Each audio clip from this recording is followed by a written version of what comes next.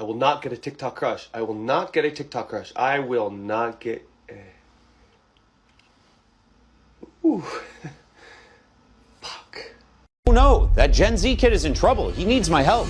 Skibbity toilet, my B. I was risen up some gats and low-key forgot about my court appearance. Am I cooked? Sorry, Your Honor. What my client meant to say is that he's sorry he's late and ready to proceed. Right, so what happened on the day in question? I was cruising my whip giving main character energy when 5-0 said I was giving Ohio at a stop sign. I was shook. Low-key gaslight? I was head empty until I peeped some bud that dead put this stop sign in the shadow realm. He says that the ticket received for running a stop sign is improper because the sign was covered by a bush. Well, why doesn't he just say that? Gosh, I swear this generation is one of the dumbest, laziest, most clueless. Okay, boomer, kinda sus, butthurt that I'm the shit and you're just a fart. What? He says you're showing bias to his age demographic. And I have to agree, Your Honor. Maybe you should recuse yourself. To recuse means that the judge can't be involved in the case and we get a new one. Oh, bet. Me bias against a snot-nosed son of a... Yeah, I should recuse myself. Dang, Law by Mike, you really are the GOAT. Big facts. So I'm at the park with my kids, and behind me is the Salvation Army food bank. And I am gonna just take an image here to show you guys. I was confused about what is happening over there.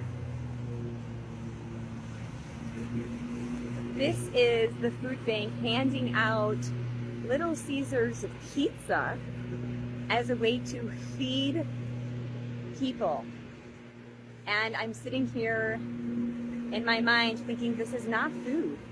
This is not food. We are mistaken about what is actually giving us nutrition. This is actually giving us more poison.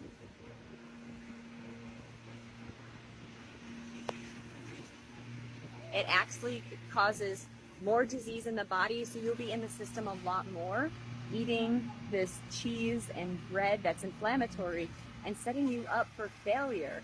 You'll have more cravings, you'll have more issues with your health. This is me in shock that this is even allowed to serve to people who are underserved or need help.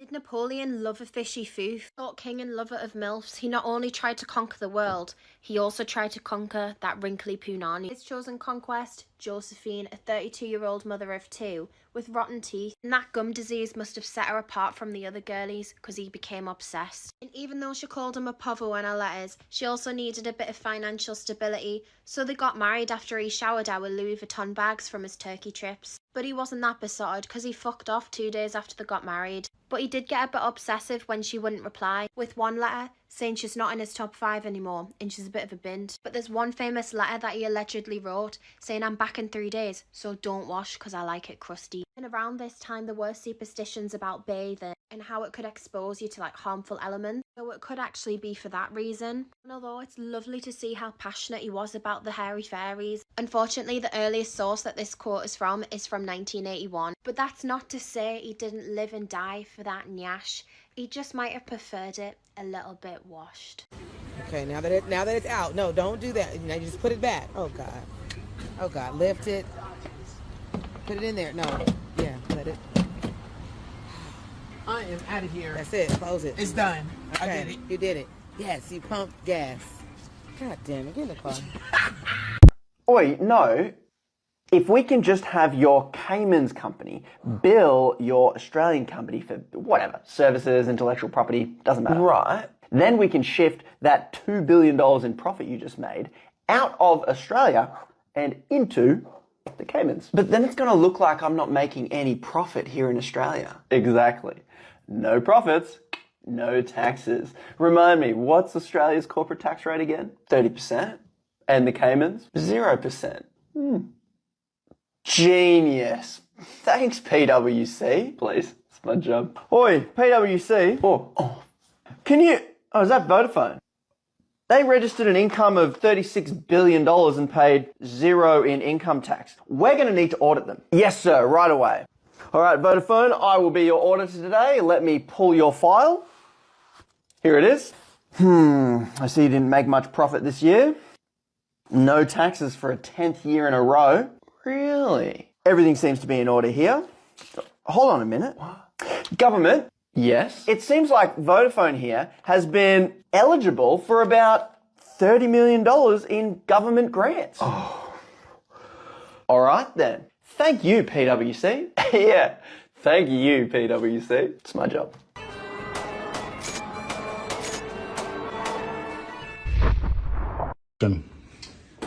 Okay, so according to this book, I have to follow these guidelines.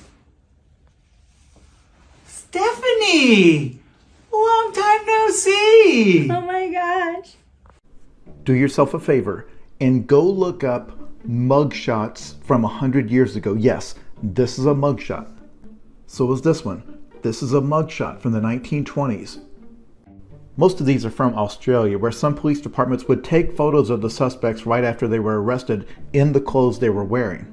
Google vintage mugshots. They have a collection of thousands of them, and I know that all of my younger viewers are saying that they all have this much riz. Were 1920s criminals all a bunch of dripped out riz masters? Not all of them, but a weirdly large number of them. These just keep getting better. Here's another rizzed out accused criminal. Probably did terrible things. And I know you're asking, why did they let them do sexy poses? And I don't think they did. I think this is just the way people were. And I don't know if they did a second round of like standard mug shots from the front and side, and just on the initial intake they're like, no, let this grizzly bear eat. Even the ones that aren't all dressed up and dripped out, just look at how hard this Sigma's Riz slaps. Like, I think this guy is just trying to stand there, but his Riz is still bussin'. This guy looks like a villain from a comic book movie. He's like, rizzle me this, Batman.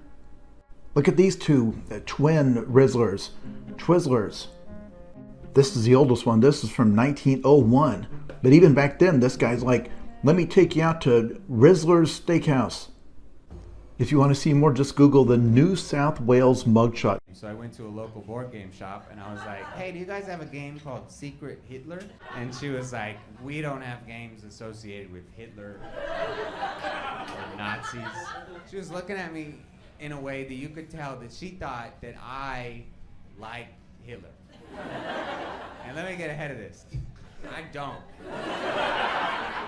And I wanted her to know that. I'm like, I can see that you don't like Hitler. We got that, and we have that in common. I hate the guy. I was trying to explain how much I don't like Hitler.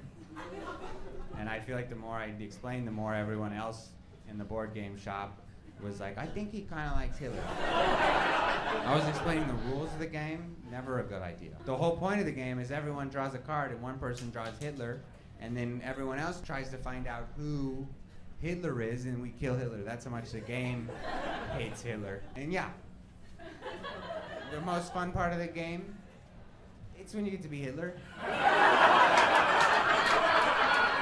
Not because I like Hitler. Just every time I play the game, I'm like, please let me be Hitler. You know? It's just like something about the game. That's what you get for trying to support small business. You know, I'm just gonna go on Amazon next time.